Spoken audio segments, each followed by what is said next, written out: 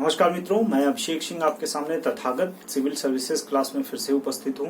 आज हम लोग यहां पर सूर्य से संबंधित जो हमारी स्थितियां हैं, अर्थात सूर्य कैसा है, उसका आंतरिक ढांचा कैसा है, उसके साथ ही अन्य जो प्रक्रियाएं उसके भीतर होती रहती उनके विषय में हम लोग जानेंगे और समझेंगे। पिछली क्लास में हम लोगों ने तारों से संबंधित विषय पढ़े थे कि तारा क्या होता है और तारे का निर्माण और उसका जीवन काल क्रमशः आगे बढ़ते हुए क्या हो जाता है और तारा अंत में ब्लैक होल तक कैसे पहुंचता है। अर्थात हमने पढ़ा था कि एम्ब्रियो स्टार या प्रोटो स्टार क्या होता है, रेड जायंट क्या होता है, उसके बाद सुपरनोवा पढ़ा था, साथ में व्हाइट ड्वार्फ और ब्लैक ड्वार्फ पढ़ा था। इसके साथ ही न्यूट्रॉन स्टार या पल्सर स्टार को भी पढ़ा था और ब्लैक होल के साथ डिटेल से नहीं लेकिन ब्लैक होल को समझा था सामान्य रूप से।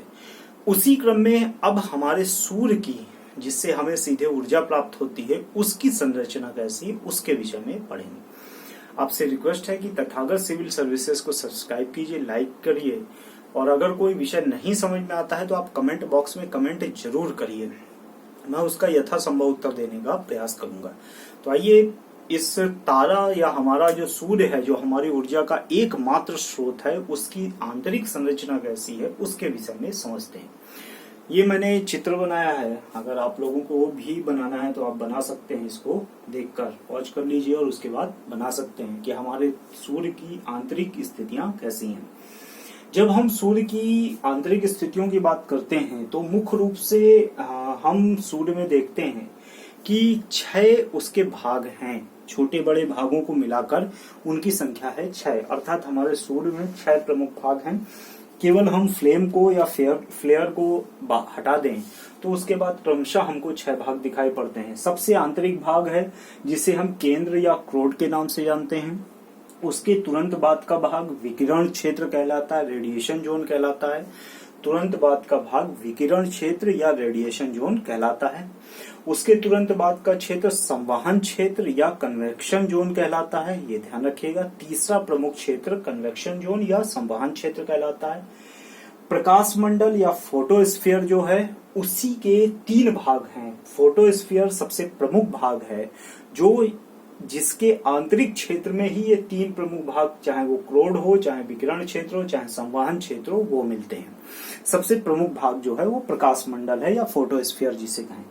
उसके बाद का भाग जो है वो वायुमंडल कहिए या हम इसी को क्रोमोस्फीयर भी कहते हैं। इसी को वायुमंडल कहें या क्रोमोस्फीयर, क्योंकि वायुमंडल तो जैसे हमारे पृथ्वी और अंतरिक्ष के बीच का हिस्सा है वो हमारा वायुमंडल है। इसका मतलब कोई ठोस स्वरूप नहीं है, तो इसका सीधा सा मतलब है ये जो है वो ठोस स्वरूप नहीं है। ठोस स्वरूप कहाँ तक है, वो है प्रकाश मंडल तक। तो प्रकाश मंडल के ये स्वरूप है। उसके बाद वायुमंडल या क्रोमोस्फीयर कहलाता है। क्रोमोस्फीयर और उसके बाहरी सतह के बीच में लगभग 100 किलोमीटर की एक छोटी सी पट्टी पाई जाती है। अब सूर्य की दशा में तो 100 किलोमीटर एक छोटी सी पट्टी होगी, तो उसे हम कोरोना या क्राउन या मुकुट मंडल के नाम से जानते हैं। कोरोना शब्द ध्यान रखिए, जो इस समय पैंडेमिक चल रहा है पूरी दुनिया में, और ये जो कोरोना है इसकी जो संरचना है वो भी बिल्कुल कुछ सूर्य की तरह की है। अर्थात वह आंतरिक क्षेत्र गोल समूह में है और उसके ऊपर बहुत सारे मुकुट जैसी संरचनाएं बनी हुई हैं। इसीलिए उसको कोरोना नाम दिया गया है, या कोविड-19 को कोरोना नाम इसीलिए दिया गया है, जैसे सूर्य की ये बाहरी हिस्से की संरचना होती है, इसी वजह से। तो ये जो स्वरूप है वो वायुमंडल और कोरोना के बीच में ये जो स्वरूप है, ये फ्लेम और बाहरी हिस्से में मतलब 100 किलोमीटर की पट्टी है, उसके ऊपरी हिस्सा जो है वो कोरोना कहलाता। और जो जलती हुई ज्वालाएं होती हैं हमको जो दिखाई पड़ती हैं उन्हें हम फ्लेयर या फ्लेम के नाम से जानते हैं। सबसे प्रमुख चीज ये है कि हमारा जो सूर्य है उसका जो घनत्व है वो ध्यान रखिएगा 1.4 है घनत्व। जो इसका डेंसिटी है वो काफी कम है, 1.4 की स्थिति में है। इसका जो व्यास है वो ध्यान रखिएगा वो 13.9 लाख किलोमीटर का है। अर्थात प्रकाश मंडल के इस केंद्र से इस केंद्र तक जाने में व्यास की बात हम कर रहे हैं, इसका मतलब है ये काफी बड़ी संरचना है, 13.9 लाख किलोमीटर की स्थिति है। और सबसे बड़ी चीज ये है कि अगर हम पृथ्वी के सदृश्यता में इसको देखें तो पृथ्वी की सदृश्यता में ये 30,32 गुना ज्यादा है। ये ध्यान रखिएगा, हमारी पृथ्वी से ये साइज जो है वो 30,32 गुना ज्यादा है, अर्थात 30 लाख पृथ्वियां इसके भीतर समा सकती हैं, इतनी बड़ी स्थिति है। 30,32,000 गुना ज्यादा है। अगर हम इसके क्षेत्र में देखें, फोटोस्फीयर तक के क्षेत्र में देखें तो 70.6% हाइड्रोजन गैस है और 27.4% जो है वो हीलियम गैस है। ध्यान रखिएगा, 70.6% जो है वो हाइड्रोजन है, 27.4% तक हीलियम है, और जो थोड़ा बहुत बच गया वो बाकी तत्व पाए जाते हैं, जैसे कार्बन भी मिलेगा, यहाँ पर फेरस भी मिलेगा, यहाँ पर आयरन भी मिलेगा। ऐसे जो तत्व हो सकते हैं, ठोस तत्व जिन्हें कहते हैं, वो सारे पाए जाते हैं। इसके साथ ही यह अपने अक्ष पर जो घूमता है वो हमारी पृथ्वी के 25 दिनों के बराबर होता है, अर्थात अपनी अक्ष पर इसके घूमने की जो प्रक्रिया है अपने ही अक्ष पर, वो हमारी पृथ्वी पर 25 दिन के बराबर होती है। लेकिन यह आकाशगंगा में जो परिक्रमा करता है, आकाशगंगा के एक छोर से लेकर आकाशगंगा के दूसरे छोर तक जाता है, उसमें इसको 25 करोड़ वर्ष लग जाते हैं। ये ध्यान रखिएगा, पूरी आकाशगंगा की परिक्रमा करने में इसको लगभग 25 करोड़ वर्ष का समय लगता है। इसका जो केंद्रीय भाग है, ये यहाँ पर जो टेम्परेचर पाया जाता है वो बहुत ज्यादा अधिक होता है। यहीं पर नाभिकीय संलयन अभिक्रिया होती है, इसी की बात करते हैं। यहीं पर नाभिकीय संलयन अभिक्रिया होती है। दूसरा, यहीं पर हाइड्रोजन से हीलियम में बदलने की प्रक्रिया होती है, लगातार होती रहती है। जैसे तारों में हमने पढ़ा था कि हाइड्रोजन से हीलियम बनने की प्रक्रिया लगातार होती रहती है, और वही हीलियम के साथ बहुत बड़ी मात्रा में ऊर्जा निकलती है, और वही ऊर्जा हमारे तक पहुंचती है एक प्रक्रिया के माध्यम से।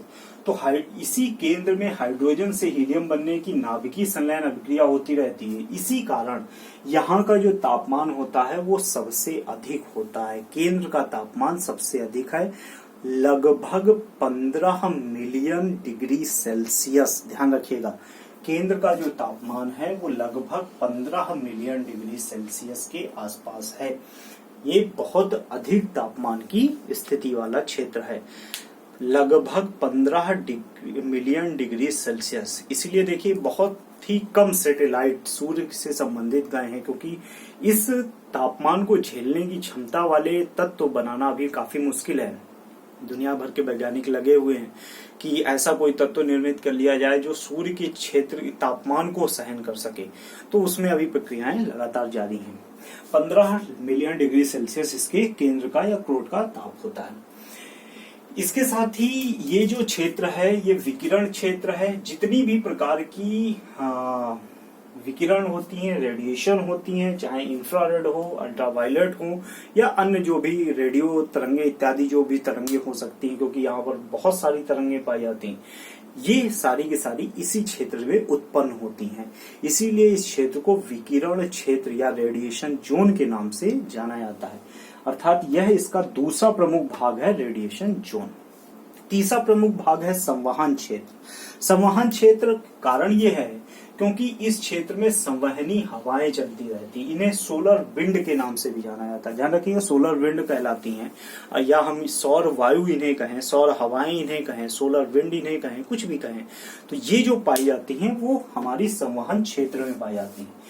ये जो इनके साथ जो गैसों के गुबार उठते हैं, अर्थात गैसों का जो प्रवाह होता है, इसको स्पिकुल कहते हैं। स्पिकुल, ध्यान रखिएगा, इन्हीं क्षेत्र में जो गैसों के गुबार उठते हैं उसे स्पिकुल कहते हैं। ये ध्यान रखिएगा, स्पिकुल, गैसों का जो क्षेत्र गुबार उठते हैं, ये सोलर विंड के साथ ही इसे स्पिकुल के नाम से जाना जाता है। इसके साथ ही, या सोलर विंड तो होती ही है, इसके साथ ही इसमें इन्हीं क्षेत्रों में, यहाँ केंद्र के क्षेत्र में भी हमको कुछ डॉट दिखाई पड़ते हैं, जैसे कि वैज्ञानिक बताते हैं।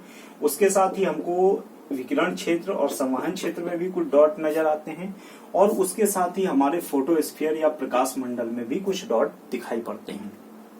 तो ये जो डॉट दिखाई पड़ते हैं, इनको या फिर सोलर धब्बे कहा जाता है, सौर धब्बे कहा जाता है, या सोलर डॉट कहा जाता है, या सौर कलंक कहा जाता है। ये ध्यान रखिएगा, कई नामों से जाने जाते हैं। इन जो डॉट्स हैं जो सभी क्षेत्रों में दिखाई पड़ते हैं, खासतौर से प्रकाश मंडल के क्षेत्र में, उन्हें सोलर डॉट या स्पॉट, सोलर स्पॉट या सौर कलंक या सौर धब्बे इत्यादि नामों से जाना जाता है। ये वो इन क्षेत्रों में एक और सबसे बड़ी चीज ये है कि जो ठंडे भाग होते हैं वहीं पर सौर धब्बे होते हैं, क्योंकि वो क्षेत्र जल नहीं रहा होता है, वही हमको डॉट के रूप में दिखाई पड़ता है।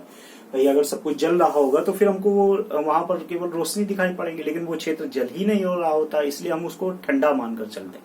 हालांकि ठंडा नहीं होता, लेकिन मानकर चलते हैं, और इन्हीं को सौर धब्बे कहा जाता है। और जो जलता हुआ क्षेत्र होता है, गर्म क्षेत्र, उसे फैकुला कहा जाता है। ये ध्यान रखिएगा, जितना भी ये जलता हुआ क्षेत्र होता है वो सब फैकुला कहलाता है।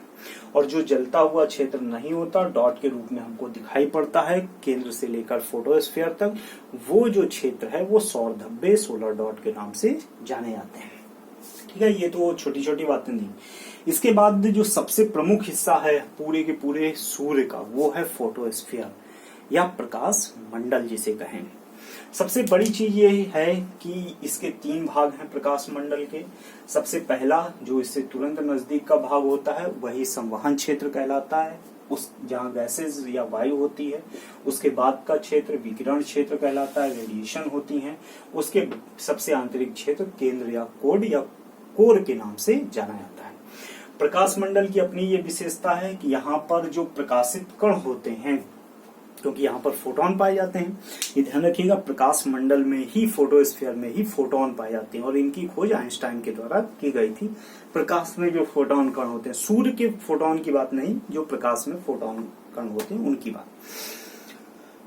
वो जो फोटोन कण चमकते हुए दिखाई पड़ते हैं उसे ग्रैनूल कहा जाता है। जितने भी प्रकाशित कण, छोटे छोटे प्रकाशित कण होते हैं, चमकते हुए हमें फोटोस्फीयर में दिखाई पड़ते हैं, उन्हें ग्रैनूल कहा जाता है। जितने भी प्रकाशित कण दिखते हैं सूर्य में वो ग्रैनूल कहलाते हैं। यहाँ का जो तापमान होता है वो लगभग 5500 डिग्री सेल्सियस, 5500 डिग्री सेल्सियस के आसपास होता है। यहाँ का तापमान 5500 डिग्री सेल्सियस के आसपास होता है, और 90% तक यहाँ पर हाइड्रोजन गैस होती है। जैसा मैंने आपको जब तारा पढ़ रहे थे तो बताया भी था कि आंतरिक क्षेत्र में हाइड्रोजन से हीलियम बनने की प्रक्रिया शुरू होती है, जिसकी वजह से हीलियम अधिक होती है, केंद्र में अधिक होती चली जाती है। लेकिन बाहरी क्षेत्र में जो होती है वो हाइड्रोजन अधिक होती है। तो आंतरिक क्षेत्र में तो हीलियम है इसके भी, लेकिन बाहरी क्षेत्र में हाइड्रोजन है। और ये क्या है, ये आपकी रॉ मटेरियल के रूप में काम यूज होती है, और ये सीधे सीधे आंतरिक क्षेत्र की ओर लगातार प्रवेश करती चली जाती है, और जहां पर हीलियम या नाभिकीय संलयन अभिक्रिया लगातार चलती रहती है। दूसरी चीज ये है कि यहाँ पर अगर हीलियम की बात करें तो लगभग 8 से 9% तक की हीलियम होती है, और बाकी 1 से 2% तक अन्य तत्व हो सकते हैं, लौह तत्व हो सकते हैं, कार्बन हो सकता है, या अन्य जो भी ठोस कण होते हैं वो पाए जाते हैं। तो ये फोटोस्फीयर का क्षेत्र है पूरा का पूरा, ये ध्यान रखिएगा। इसके बाहरी क्षेत्र जो है फोटोस्फीयर के, क्योंकि यहीं तक सूर्य का जो मुख्य क्षेत्र है वो है, उसके बाहर तो उसका वायुमंडल पाया जाता है, अर्थात ये वायुमंडल है। और वायुमंडल तो हम जब बात करते हैं तो पृथ्वी की सतह से लेकर खुले अंतरिक्ष तक का जो क्षेत्र होता है ये वायुमंडल कहलाता है। अर्थात जब हम पृथ्वी के वायुमंडल की बात करते हैं तो मुख्य रूप से हमारी पृथ्वी का वायुमंडल जो है वो क्षोभ मंडल सीमा तक होता है। हालांकि वो अलग बात है कि बहिर्मंडल तक हम उसकी गणना करते हैं अलग अलग स्टेप बाय स्टेप में, लेकिन क्षोभ मंडल सीमा तक होता है, क्योंकि यहीं पर जो प्रक्रियाएं हो सकती हैं वो होती हैं। तो ये भी सूर्य की भी स्थिति यही है कि सूर्य का यह क्षेत्र उसका वायुमंडल कहलाता है। यहाँ पर ही प्रकाश हमको आगे बढ़ते हुए दिखाई पड़ता है, ध्यान रखिएगा। अंतिम स्थिति में प्रकाश मंडल हमको दिखाई पड़ता है जो भी हम सूर्य को देखते हैं, और उसका फिर वायुमंडलीय क्षेत्र प्रारंभ होता है।